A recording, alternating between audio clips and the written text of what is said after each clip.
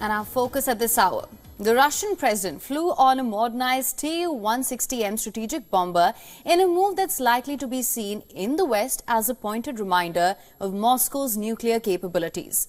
After the 30-minute flight, Vladimir Putin praised the formidable bomber as reliable and said it can be accepted into the Russian armed forces. Russian state TV, it showed the giant plane taking off from a runway belonging to the factory in Kazan, which makes the modernized supersonic aircraft. The Tu-160M is a modernized version of a Cold War-era bomber the former Soviet Union would have deployed in the event of nuclear war to deliver weapons to long distances. Analysts say Vladimir Putin is expected to easily win another 6-year term next month. This election will be held over 3 days from the 15th to the 17th of March, and the winner will be inaugurated in May.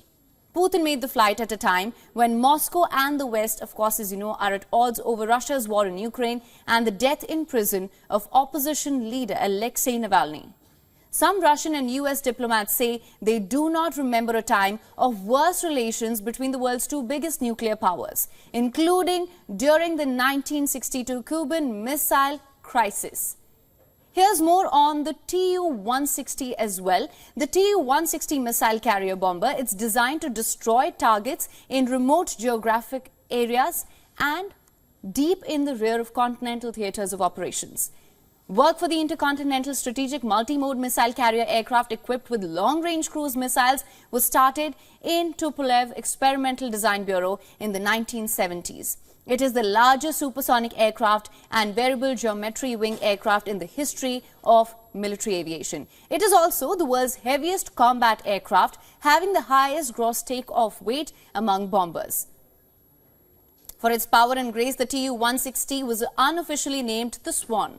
At least 44 world records are set on the Tu-160.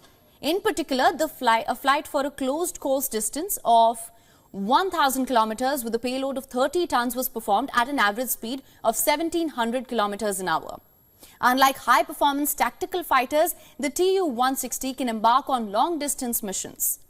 The formidable bomber intimidates the enemy. It's capable of hunting down warships, and in case of conflict, the enemy targets forward bases and carriers. Bombers thus are less exposed to an attack.